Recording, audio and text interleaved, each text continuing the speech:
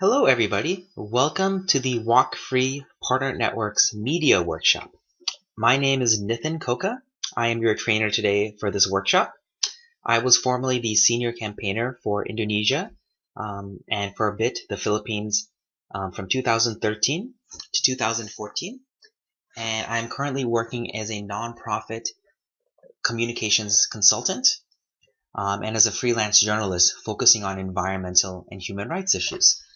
I come from a long background of working with media and nonprofits and NGOs to figure out how to use media coverage and be able to work with journalists in order to raise awareness about the issues that we are working on and also to help us win our particular campaigns.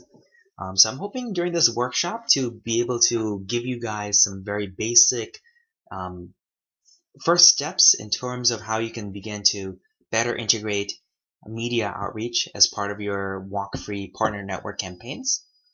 And then looking forward to, during our discussion at the end of the month, to be able to go a little more in depth about how we can come up with some concrete, actionable steps for everyone to use. If you have any questions about anything I discussed during this workshop, you can reach me on Twitter. My Twitter is based right up here at EXZINIT, or on Facebook with the address up there. And I'll be happy to answer any questions or point you in the right direction to your resources. All right, so now let me move on to kind of discussing how the media likes to present our stories. These are what I call media narratives. These are kind of the template stories, with different subjects, different actors, but you see the same kind of outline over and over again in the media. As we go through these common, media stories, I want you to think about, how does your issue or your campaign fit into these narratives? Is there a way for us to tell the story or tell our campaign in a different way so that it sounds like one of these existing narratives? And if you can do that, it'll be a much more likely, I think, to be able to get media coverage because you'll be fitting in to how the media likes to perceive the world already. And I'll give you some examples of how Walk Free has done this in the past later on. One of the most common things you'll see in the media, and I'm sure that you all have seen everywhere, is conflict or controversy. Media loves conflict. In America, it's quite common to see people of two opposing sides fighting each other on broadcast media. When there's a scuffle in a sports event, it becomes a big story. When there's something very controversial, if a politician makes a statement that's really out there and unexpected, it becomes a big media story, even if that story is not necessarily important. This is a tough one, but conflict is, very commonly there in our issues. And controversy is really, did, the Minister of Labor say an offensive statement when you asked him about our issue? And would publicizing that perhaps help us raise awareness about the campaign? Something to just think about. Another one is good versus bad. This is one of the narratives that has been with humanity since the beginning. And of course, in our issue, good versus bad is very clear. We're the good side, obviously. And we're fighting the bad side. The bad side is the ones who are perpetuating the problem of modern slavery. When you reach out to media, think about how your campaign clearly fits to who are the good side, who represents the good side. This is key. An organization is not necessarily the best person to represent good, but if you have like a survivor who's playing a role in helping people, a face you can put to the good, a very engaging, personable face, that is much more likely to connect with what journalists and audiences want to see. Likewise, the same thing for bad. If you can clearly paint a corporation, a person, or an entity as bad and can clearly describe why they are bad, just putting that juxtaposition, those two good and bad next to each other, can be a very compelling story and a very compelling media narrative. Strange bedfellow. What is a strange bedfellow? This is an interesting one. This is basically the concept that two people organizations, entities that don't usually work together, are not usually seen together, are all of a sudden working together. Media loves this because they like the idea of like strange coalitions. Um, and Walk Free has a very, very good example of this that I'll bring up when I bring up the examples. One thing I worked on in the past was when I was working with environmentalists. We created this thing called the Blue Green Alliance, which is an alliance of environmentalists and people working in unions. Got a lot of media coverage because you never saw environmentalists and unions working together. So think about, is your campaign bringing together, very unique coalition partners? If so, maybe the fact that those coalitions are coming together around a common issue is a really, really strong media angle. And I think this happens a lot more often than we realize, but we just don't see it as something that we think will get media attention, but it oftentimes will. So think about, is your coalition really, are there any strange bedfellows in your coalition? The next one is local. This is another common one, and that's often forgotten, but people and media outlets prefer stories that take place in a certain region or connect to what people are doing on a day-to-day basis. So oftentimes, and especially local media, they will not want to cover big international stories. But if there's a way to take that big global or national story and frame it in a way that demonstrates why it's locally relevant to this particular audience, that's another way to build a good media narrative. This can also be true for particular issue publications. If you're reaching out to, say, an outlet that is more targeted towards people who do sporting, maybe something like looking at the existence of slavery in the fishing industry may appeal to them. Figure out a way to kind of localize it and personalize the story so it kind of is targeted to the audience that media outlet is trying to reach. And I'll bring some good an example of this example of how this was done very quick soon. And the last one I just wanted to talk about is timeliness. So May 1st is my birthday, so anything around May 1st is incredibly relevant to me. Probably not going to work with most media outlets. But the idea of timeliness is, does your story or campaign connect to a particular event that's happening? National holidays, for example. There's always a lot of coverage around national holiday about the founder of the country or the progress the country has made. Is there a way that your story ties into that day? It can be around Christmas or New Year's. If there's some sort of angle you can think about as around those holidays, Easter, Ramadan. There's many kind of pre-existing events on the calendar that are going to get media coverage. If you can think of a way that your story fits in and gets media coverage, then you're likely to be able to tap into that. A very, very small example from my own work. There's one holiday in the United States called Mother's Day. Very, very big holiday. And a lot of media outlets are looking for stories they can do around Mother's Day. So one issue we were trying to raise awareness about during that time was mercury poisoning. And mercury, of course, affects women much more than it affects men due to the fact that it causes potential birth difficulties in pregnancy. So we would organize mercury hair testing events where we would basically get mothers together and test them for mercury right around Mother's Day. And we always found that, media would love to come and cover this event because it was a really interesting, unique story that they could publish on Mother's Day.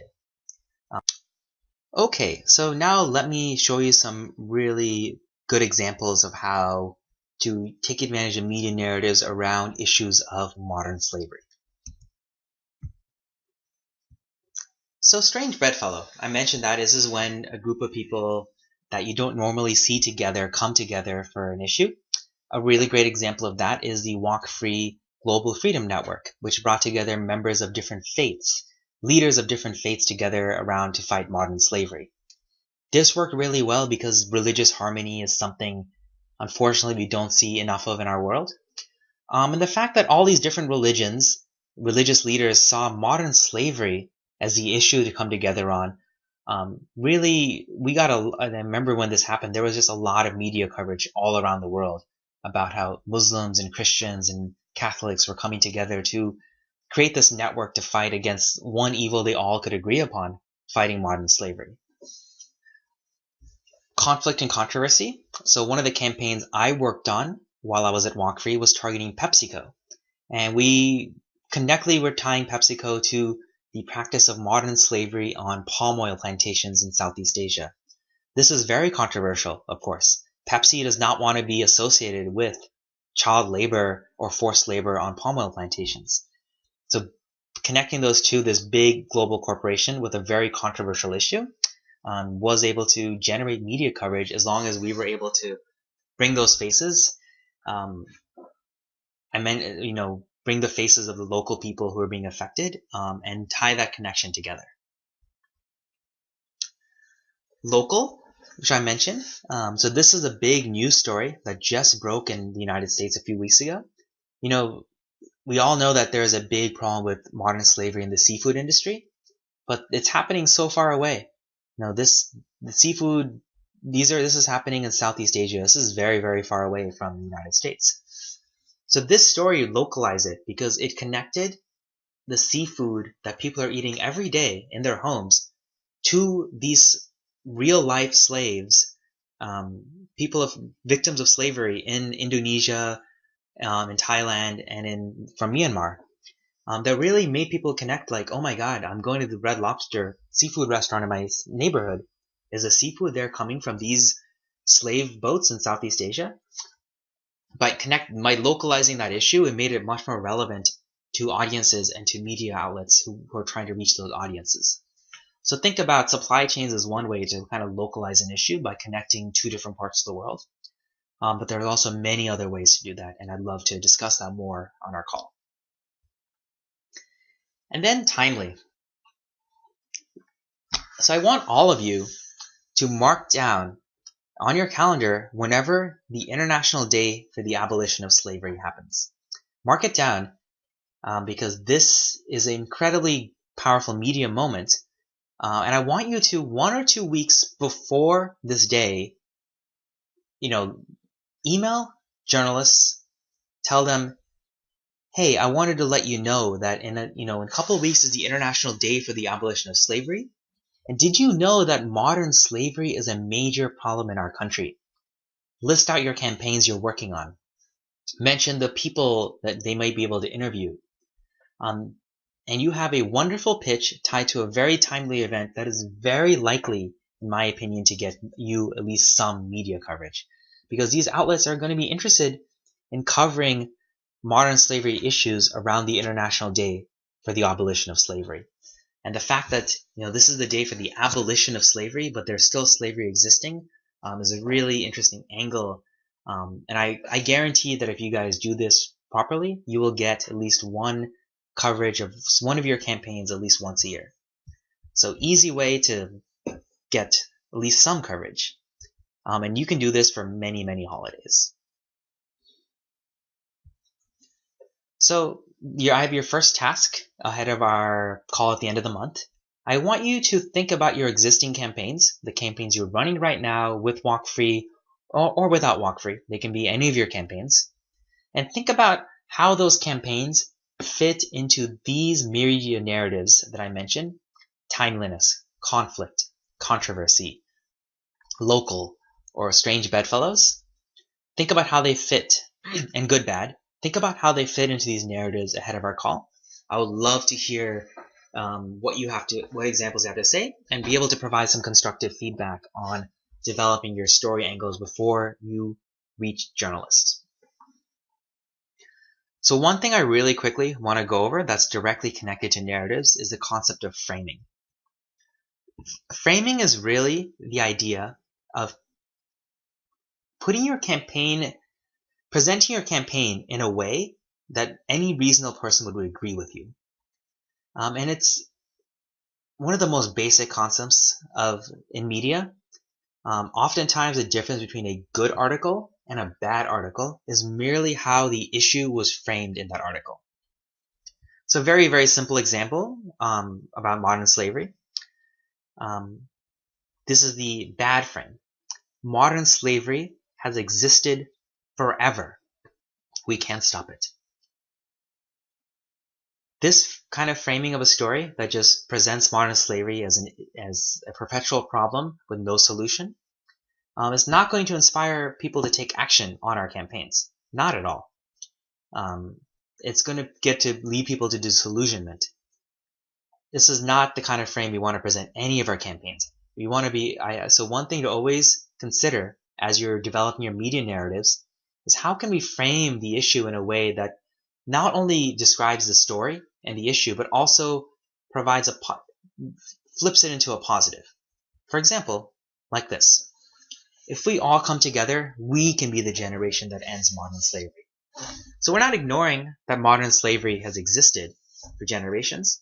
What we're doing is saying that we have the potential to do something special because of technology, because we're building a global movement, because we have all these new tools at our dispensal. So as you think of your media frames and media narratives, be sure to think about how you can also frame these in a way that directly connects to positive campaigns and global change that are part of the reason we are all in this Walk3 Partner Network together. So a couple of other key points as you begin to build your relationships with media. Number one, only target journalists who care about your issue, care about our issue. This is to say, don't send messages to journalists and pop culture when you're trying to write about labor issues. It's just going to be thrown in their mailbox. It's a waste of your time, a waste of their time. This also means you need to do your research. You need to read, if it's a newspaper, go on Google or go on LexisNexis and search for any articles about any of the issues you're working on. And then look at who the journalists are that cover those issues regularly. And those are the ones you want to target because they're the ones who are more likely to care about our issue. Only send those people with relevant stories. Don't send someone in entertainment a story about fishing. But do send someone in entertainment a story if it's about Zara, and Zara is a major fashion company. That might actually be relevant. So don't be too strict with the idea of relevant, but don't send stories that you definitely know the reporter is not going to care about. Third, don't be afraid to follow up, especially important as you're initially making outreach. Journalists are very, very busy. They're getting a lot of messages from many different people. It's very, very easy if you send an email, for example, for that email to just disappear or get lost in their crowded inbox. I highly recommend using two mediums of communication. That means if you send an email first, second, send a phone call or, give them a call. Or send them a tweet, a message on WhatsApp. Obviously, Twitter is really, really useful for journalists in certain countries. It's true in the United States and Indonesia. Twitter is, a great way to directly communicate with journalists. That may not be true in your country. There may be another tool that journalists are doing. It'd be great to, figure out. One thing that I highly recommend is talk to other NGOs that are successful in media coverage and get some tips from them on how they follow up, on how they do initial outreach, on how they send pitches. And the last thing is the lazy reporter theory. This is not to say reporters are really lazy. It may seem like that to us because they often will not cover a story unless you make it really easy for them. But the reason is that journalists are busy. And secondly, if you pitch them something that they can't really run with, they're not going to run with it. So make it as easy as possible for them to cover your story. Like what Ravi and Leonardo both said in their videos, they provided a lot of information. Ravi mentioned sending out profiles in advance so that journalists would understand the stories of the survivors that they were going to meet. If you send a pitch, be sure to mention who they might be able to interview. Really important. Tell them what the story is about, frame it for them, mention all the other resources you have. As Leonardo said in the video from Reporter Brazil, they're a knowledge creating organization. They have a lot of data and resources. Let them know what those resources are. Don't fill your email with links. That'll turn them off, but mention the really important, useful resources and let them know we have resources. If you need more data, we'll be able to provide the data. If you want to know more about the history behind the issue, we have resources to give you that history. The easier you make it for them, the more likely that they will cover your story. So knowing that, I wanted you guys to really think before our call at the end of the month, if there's anything your organization can do immediately to improve your outreach to journalists. Can you provide better detailed fact sheets to them that make it more easy for journalists to understand modern slavery issues in your country? Do you have profiles of survivors? Obviously, you want to get permission, all of that, but do you have these spokespeople, relevant, useful spokespeople to talk to media? Do you have people that they can interview? Think of all those things and how you can kind of improve your capacity to directly work with journalists. A few things not to forget that I think are often forgotten about in these initial trainings. Number one, online media, growing in importance.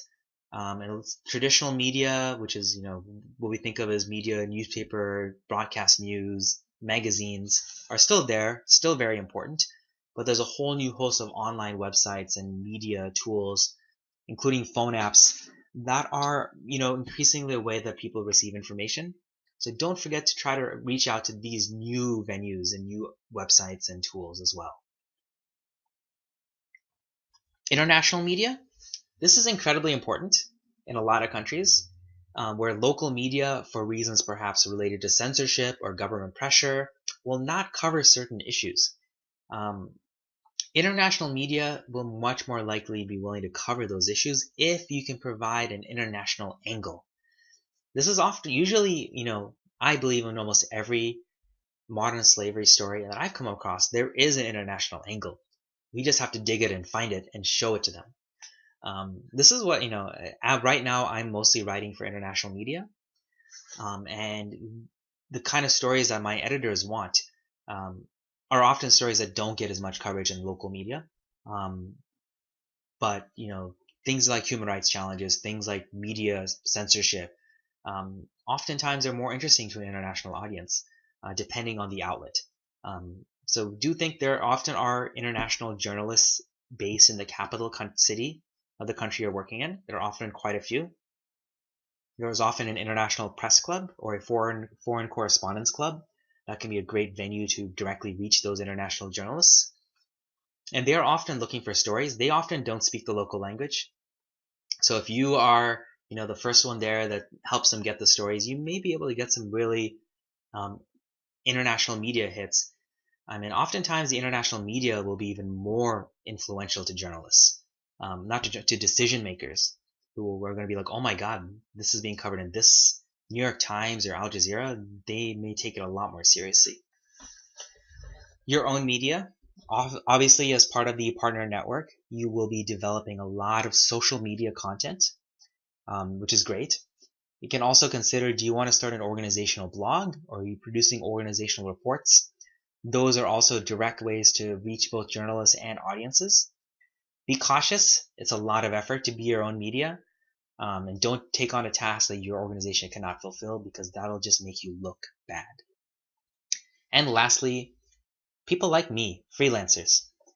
Freelancers are a bigger and bigger producer of stories. A lot of international media especially, but also media all around the world are relying more on freelancers.